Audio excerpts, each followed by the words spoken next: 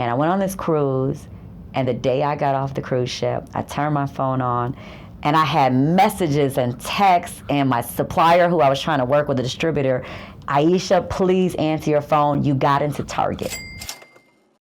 As like the first, Latina-owned skin and hair care line that went into major retailers, what were some of the challenges that you faced getting into the major retailers early on? How did you overcome them?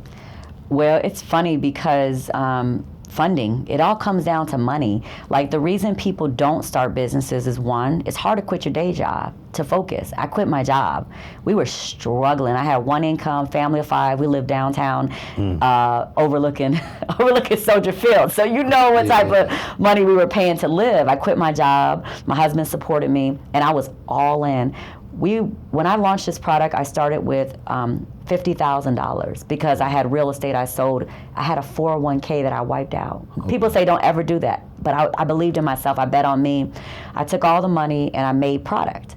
And I knew how to make it because I had worked in manufacturing in the industry. I worked with chemical suppliers. I have worked in the industry. I knew how to make product, but I didn't know the retailers. I didn't know how to sell it. Right. So I would take the product, and I would load my SUV with the family in the summer, and we would drive city to city and do trade shows, work at beauty supply stores. We would go into events, and the biggest challenge was I didn't know how I was going to pay for the hotels. Right. I didn't know I was going to pay for gas.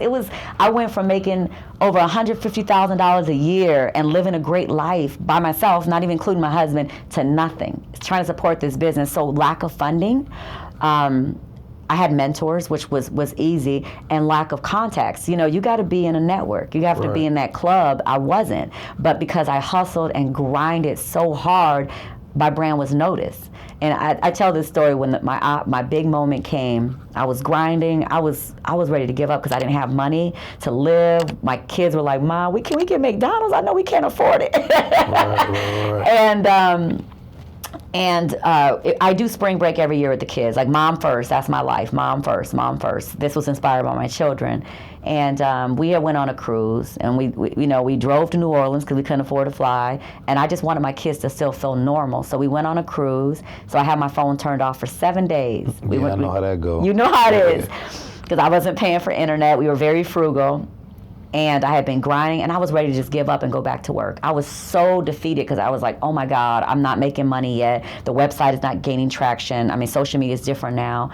And I went on this cruise, and the day I got off the cruise ship, I turned my phone on, and I had messages and texts, and my supplier who I was trying to work with, the distributor, Aisha, please answer your phone. You got into Target.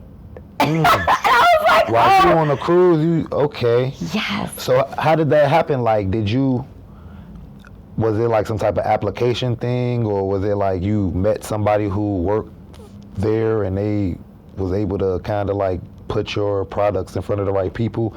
How did you get into Target and not even know it? So I was, hustling and grinding. It's like, I was sending samples to all kind of beauty influencers. They were posting about it. I was sending product to editorials in the industry.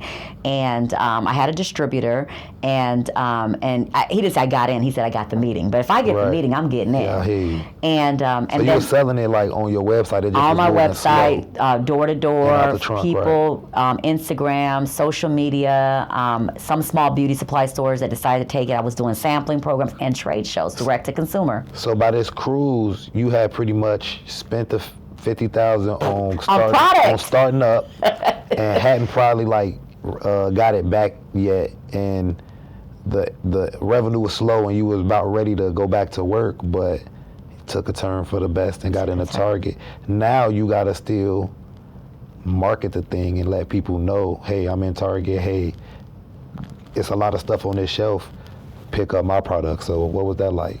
So again, you're right. So my first investment was into the cost of goods. People don't realize that when you go to a manufacturer, they maybe made 5,000 units each. So I had to pay for 7 SKUs, 7 products, 5,000 each. That was my money.